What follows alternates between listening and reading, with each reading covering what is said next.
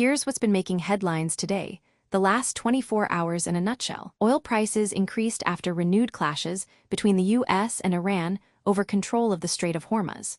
The escalation comes days after the collapse of a prior ceasefire declaration. Higher oil prices directly raise gasoline costs and heating bills for American households and truck drivers. Energy price spikes also feed into broader inflation, affecting groceries and transport. That's why securing this vital trade route is so crucial for our economy. Iran stated it carried out strikes on a U.S. refueling site.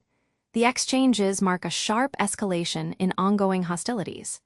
Direct military exchanges raise the risk of wider conflict that could affect U.S. troop deployments and energy markets. That's why it's so important for both sides to de-escalate and avoid further tensions.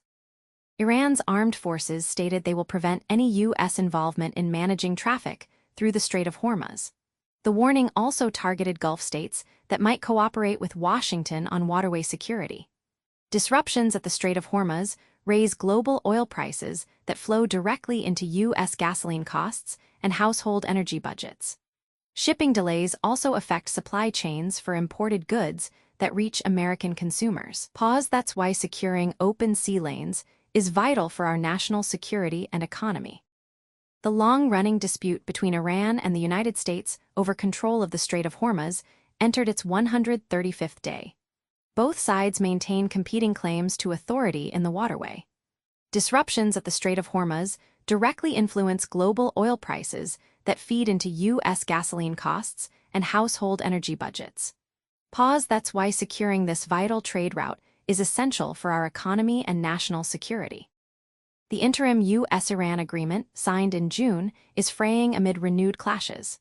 Disagreements center on passage rights through the Strait of Hormuz. Disruptions in the Strait of Hormuz directly raise global oil prices that feed into U.S. gasoline costs and household energy budgets.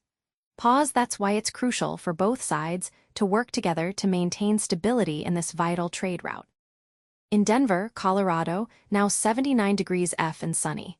In Phoenix, Arizona, now 94 degrees F and sunny.